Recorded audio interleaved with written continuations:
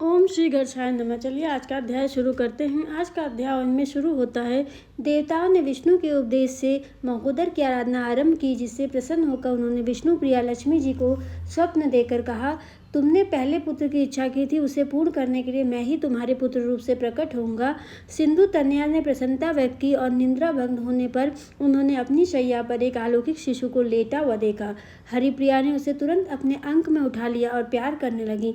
उन्होंने उसी समय पूर्ण आनंद का अनुभव किया था, इसलिए बालक का नाम भी पूर्णानंद ही रखा गया।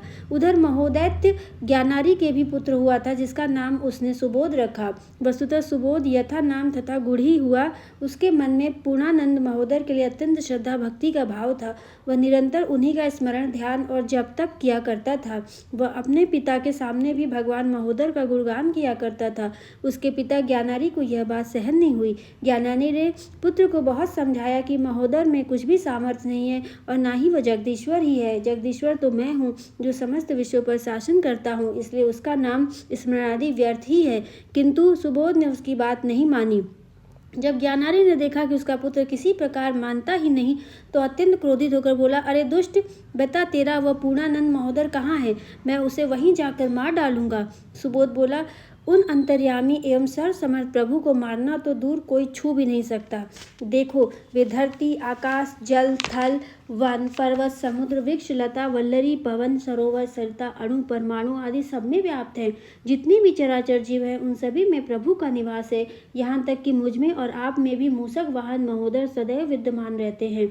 ज्ञानारी ने लाल नेत्रों से घूरते हुए कहा, यदि तेरा महोदर सर्वत्र है तो दिखाई क्यों नहीं देता? यदि वह सामने आए तो मैं उसे इसी समय मार डालूंगा। तभी एक भयंकर ध्वनि के साथ मूषक वाहन गजमुख प्रकट हो गए। ज्ञानारी यह निश्चय ही नहीं कर पाया कि यह कौन है, कहाँ से आया है। तभी महोदर ने उसे मार डाला। उसने मरते वक्त ही समस्त संसार में सुख शांति स्थापित हो गई। चौथा अध्याय, गजानन अवतार। सूत जी बोले, हे शौनक, अब मैं भगवान गणेश्वर के गजानन अवतार की कथा कहता हूँ, तुम ध्यान से श्रवण करो। गजानन स विज्ञेह सांख्येभ्य सिद्धिदायकः लोभासुर प्रहर्ता वे आखुगस्य प्रकृतिः। हे शौनक, गणेश जी का जो अवतार गजानन नाम से जाना जाता है, वो सांख्य योगियों के लिए सिद्धि को देने वाला है, क्योंकि यह सांख्य ब्रह्म का धारक है। उस अवतार में उन्होंने लोभासुर का विशेष रूप से संहार किया है। उस अवतार को भी विदज्वन मूषक वाहन ही कहते हैं। इस अवतार की कथा इस प्रकार है कि एक बार भगवान शंकर के दर्शन की अभिलाषा से धनेश्वर कुबेर कैलाश पर गए। उस समय जगत बंद शिवजी के पास ही जगजननी शिवा भी विराजमान थीं। उनके उस रूप को धनपति कुबेर लुब्ध दृष्टि से देखने लगे। यह देखकर शिवा को क्रोध आ गया और उन्होंने कुबेर को आग्नेय दृष्टि से देखा। इससे अत्यंत भय को प्राप्त हुए कुबेर से लोभ नामक एक भयंकर असुर की उत्पत्ति हुई, जो कि जन्म से अत्यंत पराक्रमी और क्रूर था। उसने कुबेर से पूछा, मैं कहाँ जाकर रहूं? कुबेर बोले, तुम शुक्राचार्य के पास जाओ, वे ही तुम्हारी व्यवस्था करेंगे। लोभासुर दैत्य गुरु शुक्राचार्य के पास जाकर उन्हें प्रणाम करता बोला, ब्रह्मांड, मुझे धनेश्वर ने आपकी सेवा में आने को कहा है। मैं उनका पुत्र लोभ हूँ। अब आप मुझ पर कृपा कीजिए। आचार्य ने कहा, वत्स, तुम भगवान शंकर को प्रसन्न करने में पूर्ण समर्थ हो, उन्हीं के द्वारा तुम्हारा कल्याण होगा। लोभासुर उन्हें प्रणाम करके निर्जन वन में चला गया और स्वच्छ जल से स्नान करके शुद्ध वस्त्र पहन के शुक्राचार्य की बताई विधि से भस्म धारण की और भगवान त्रिपुरारी के ध्यान पूर्वक पंचाक्षरी मंत्र का जाप करने लगा। इस प्रकार वह दीर्घ काल तक निराहार रह के तपस्या करता रहा, जिससे उसका शरीर वल्मीकृत हो गया। जब उसकी घोर तपस्या पूर्ण हुई तो भगवान शंकर ने साक्षात प्रकट हुए कहा, वत्स, वर मांगो। लोभासुर ने अत्यंत भक्तिपूर्वक उन्हें प्रणाम किया और गदगद कंठ से स्तुति करते के बाद बोला, प्रभु, मुझे त्रिलोक जय में समर्थ और निर्भय बना दीजिए। शिवजी इच्छित वर देकर अंतर्ध्यान हो गए। लोभासुर ने प्रसन्न मन से अपने अभ्युदय को प्रयत्न आरंभ किए। प्रमुख असुरों से मिलकर उन्हें अपने पक्ष में खड़ा किया और फिर दैत्य सेना एकत्र कर पृथ्वी जय के लिए चल पड़ा। एक एक करके उसने सभी राजाओं को परास्त कर धरती पे अपना साम्राज्य स्थापित कर लिया। लोभासुर द्वारा राज्य विस्तार। इस बीच लोभासुर ने असुरों की विशाल सेना एकत्र कर ली थी।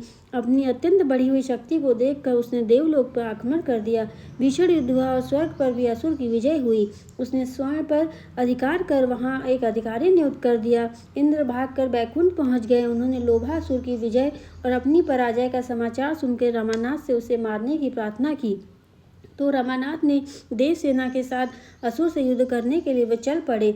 घोर युद्ध हुआ, किंतु दैत्यराज को वर प्राप्त होने के कारण भगवान श्री हरि को भी उसके सामने से हटना पड़ा। अब तो असुर का साहस और भी बढ़ गया। उसने सोचा, युद्ध कला में रुद्र अधिकतर चतुर हैं, इसलिए अपने इस उत्कर्ष काल में उन्हें भी वश में कर लेना चाहिए। ऐसा निश्चय कर उसने असुरों की एक विशाल वाहिनी सेना के साथ कैलाश पर आक्रमण कर दिया। शिवजी को ध्यान आया कि यह वही लोभासुर है जिसने मुझसे त्रैलोक्य विजय का वर प्राप्त किया था, इसलिए इसे युद्ध करने से कोई लाभ नहीं होगा। इतने में उसके पास असुर का एक दूत आया। उन्हें प्रणाम करके कहा, उमानाथ, लोभासुर ने संदेश दिया है कि आप कैलाश छोड़कर कहीं अन्यत्र चले जाएं अथवा युद्ध करें। यह सुनकर उन्हें कैलाश छोड़कर जाना पड़ा और वे तुरंत सुदूर वन को प्राप्त होकर चले गए। अब लोभासुर पूर्ण रूप से स्वच्छंद और निरंकुश हो गया। उसे किसी का किंचित भय नहीं था। उसने तीनों लोकों में यह आदेश प्रसारित करा दिया कि कोई जप तप यज्ञ दान पुण्य आदि कर्म न करे, अन्यथा उसे दंडित किया जाएगा। फलस्वरूप सर्वत्र छल कपट चोरी अपहरण आदि की घटनाएं होने लगीं। देव या ऋषि मुनि और विप्रगण सभी बहुत दुखित थे। उन्होंने परस्पर में विचार किया कि असुर का वध किस प्रकार हो। तभी रैम्य मुनि ने कहा, असुर को मारने के लिए भगवान गजानन की कृपा प्राप्त होना बहुत आवश्यक है। वे प्रभु उसे इच्छा मात्र से ही परास्त करने में समर्थ हैं। गजमुख का देवताओं को आश्वासन। सभी को उनका परामर्श बहुत हितकर प्रतीत हुआ और तब वे अत्यंत भक्तिपूर्वक गजमुख की उपासना करने लगे। उस समय उन्होंने विधि पूर्वक उनका षोडशोपचार पूजन किया और मंत्र जप पूर्वक तपस्या में रत हो गए। उनकी भक्ति देखकर भगवान गजानन ने कृपा पूर्वक उन्हें अपना दर्शन दिया। देवता आदि ने भगवान को अपनी समक्ष देखा तो सभी ने धरती में अपने अपने मस्तक टेक कर उन्हें प्रणाम किया और स्तवन के पश्चात लोभासुर के अत्याचारों की बात सुनाकर उनसे दया की प्रार्थना करने लगे। भगवान गजानन ने उन्हें आश्वासन दिया, देवगण मुनिगण एवं ब्राह्मणों, घबराओ मत, मैं लोभासुर को हराकर तुम सबको सुख प्रदान करूंगा।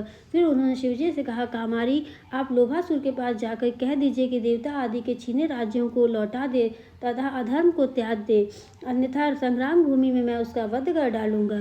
शिवजी लोभासुर के पास पहुंचे और उन्होंने उसे भगवान गजानन का संदेश यथावत सुना दिया और परामर्श दिया कि उनकी आज्ञा पालन में ही उसकी भलाई है, इसलिए तुरंत उसकी शरण में चले जाए। उस समय दैत्यगुरु शुक्राचार्य भी वहां उपस्थित थे। उन्होंने भी भगवान शंकर के परामर्श का अनुमोदन किया और उसे समझाया, राजन, श्री गजानन समस्त लोकों के स्वामी, सभी प्राणियों के ईश्वर एवं समर्थ परात्पर ब्रह्म हैं। वही परमेश्वर ब्रह्मा विष्णु महेश्वर के भी उत्पन्न करता है, अथवा इन तीनों महान देव उन्हीं के तीन रूप हैं जिनका कार्य सर्ग पालन और लय करना है, इसलिए तुरंत ही उनकी शरण में जाकर अपने जीवन को धन्य बना लो। लोभासुर समझ गया कि परम प्रभु गजानन भगवान की शरण लेने में हमारा कल्याण है, इसलिए वह तुरंत ही शिव जी के शरण में गया और उनके चरणों में पड़कर अपने कुकृत्यों की क्षमा मांगने लगा। यह देखकर भगवान ने उन्हें क्षमा कर दिया। समस्त देवता ऋषि मुनि एवं ब्राह्मणों के समाज उसके सुमार्ग पर आने से बहुत प्रसन्न हुए। सर्वत्र भगवान गजानन का जय जयकार गूंज उठा और संसार में सुख शांति छा गई। 5वां अध्याय, लंबोदरा अवतार। सूत जी बोले, हे शौनक, मैंने तुम्हें भगवान गजानन द्वारा लोभासुर पर कृपा करने का वृत्तांत सुनाया। अब उन्हीं प्रभु के लंबोदरा अवतार का वर्णन करता हूँ। लंबोदरावतारो वै क्रोधासुर निर्बरः शक्ति ब्रह्म खुगः सदयत धारक उच्यते। हे शौनक, लंबोदर नामक अवतार में प्रभु गणेश्वर ने क्रोधासुर का उन्मूलन किया था। यह अवतार ब्रह्म की सत्य स्वरूपा शक्ति का धारक कहा जाता है। इसमें भी उनका वाहन मूषक ही रहा। इसका उपाख्यान निम्न प्रकार से है। क्रोधासुर की उत्पत्ति। एक बार की बात है, भगवान विष्णु ने महामहोत्प्रद मोहिनी रूप धारण किया था। शिवजी उस मोहिनी रूप से देखकर मोहित हो गए थे। उनके इस रूप को देखकर श्रीहरि की भी मन में मन हंसते हुए मोहिनी रूप का त्याग कर अपने यथार्थ रूप को धारण कर लिया था। अपने इस प्रकार मोहित होने पर शिवजी को बड़ी खिन्नता हुई, क्योंकि उस कारण उनका शुक्र स्खलित हो गया था। शिवजी के उस अमोघ शुक्र से एक महाशक्ति संपन्न एवं अत्यंत पराक्रमी असुर की प्राप्ति हुई। वह घोर कृष्ण वर्ण वाला था तथा उनके नेत्र ताम्र वर्ण के अत्यंत चमकीले थे। उसका रूप अत्यंत भयंकर था। वह उत्पन्न होते ही चलने लगा और शिवजी की प्रेरणा से दैत्य गुरु शुक्राचार्य के पास जा पहुंचा। असुर ने उनके चरणों में प्रणाम कर निवेदन किया, प्रभु आप मुझ पर शिष्यत्व प्रदान करें और आज्ञा दें कि मैं क्या करूं।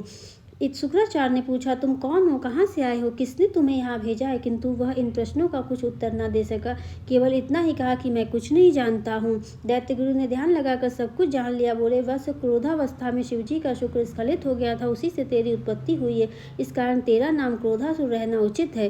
तू भगवान शंकर का पुत्र है, इसलिए परम प्रतापी होगा। तो हमारी कथा यहीं पे समाप्त होती है और मैं आशा करती हूँ कि आपको आज की कथा अच्छी लगी होगी। अगर आपको आज की कथा अच्छी लगी तो हमारे चैनल को लाइक करें, शेयर करें, सब्सक्राइब करें और कमेंट बॉक्स में ज़रूर बताएं कि आगे आप और कौन सी कथा सुनना चाहते हैं। तब तक के लिए आप सभी का दिल से बहुत बहुत धन्यवाद और ऐसे ही आप हमारे चैनल पर बने रहिएगा। वे बहुत बहुत धन्यवाद।